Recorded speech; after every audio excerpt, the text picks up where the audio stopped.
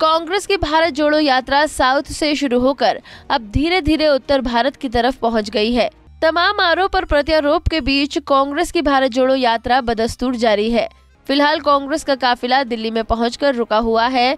दिल्ली से अब काफिला यूपी के रास्ते पंजाब और फिर अपनी मंजिल कश्मीर तक पहुंचेगा। लिहाजा अब यूपी में भारत जोड़ो यात्रा को कामयाब बनाने के लिए कांग्रेस के दिग्गज नेता तमाम कोशिशों में जुट गए हैं। बता दें कि आने वाली 3 जनवरी को अब कांग्रेस की भारत जोड़ो यात्रा यूपी में दाखिल होगी। इसी को लेकर कांग्रेस पार्टी के वरिष्ठ नेता और पूर्व कैबिनेट मंत्री सलमान खुर्शीद ने हापुड़ में एक प्रेस कॉन्फ्रेंस की। इस दौरान उनके साथ नजीमुद्दीन सिद्दीकी, सचिन चौधरी समेत हापुड़ के कई वरिष्ठ कांग्रेसी नेता भी मौजूद थे। पत्रकारों से बात करते हुए भारत जोड़ो यात्रा के उत्तर प्रदेश के कोऑर्डिनेटर सलमान खुर्शीद ने कहा कि जब हमने ये यात्रा शुरू की थी तो काफी सवाल इस यात्रा को लेकर उठाए गए थे। कहा गया था कि ये यात्रा पूरी नहीं हो पाएगी, लेकिन आप देख रहे हैं कि कांग्रेस पार्टी के पूर्व राष्ट्रीय अध्यक्ष राहुल गांधी किस तरह से इस यात्रा को लेकर चल रहे हैं। वहीं उन्होंने ये भी कहा कि जिससे हमारी सोच मिलती है उन सभी पार्टियों को आमंत्रित किया जा रहा है कि वो भारत जोड़ो यात्रा में शामिल हो। ये यात्रा विपक्ष जोड़ो की नहीं है, ये यात्रा देश बचाने की है।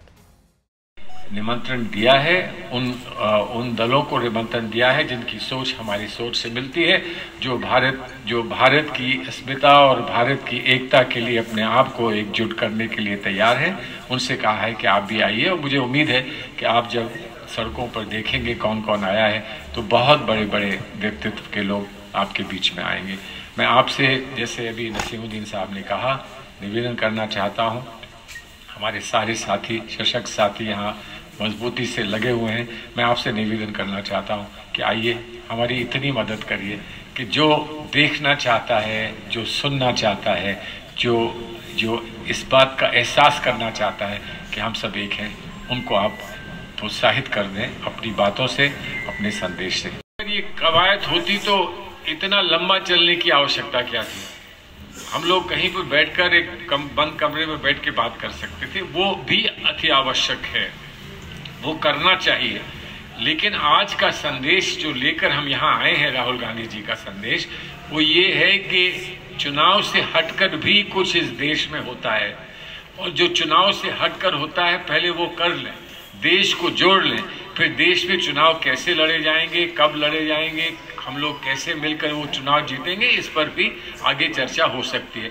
वहीं राहुल गांधी के चीन और पाकिस्तान पर दिए गए एक बयान के सवाल का जवाब देते हुए सलमान खुर्शीद ने कहा कि राहुल गांधी ने चेताया है कि अगर किसी भी हाल में चीन या पाकिस्तान से युद्ध होता है तो दोनों ही देश हमारे विरुद्ध एक साथ लड़ सकते हैं। और जिस तरह से चीन पाकिस्तान का उपयोग करना चाहता है और चीन हम पे दबाव डालना चाहता है, ये कोई अच्छी बात नहीं है, और इसलिए इसका एक सामरिक सोच से ही सामना करना पड़ेगा।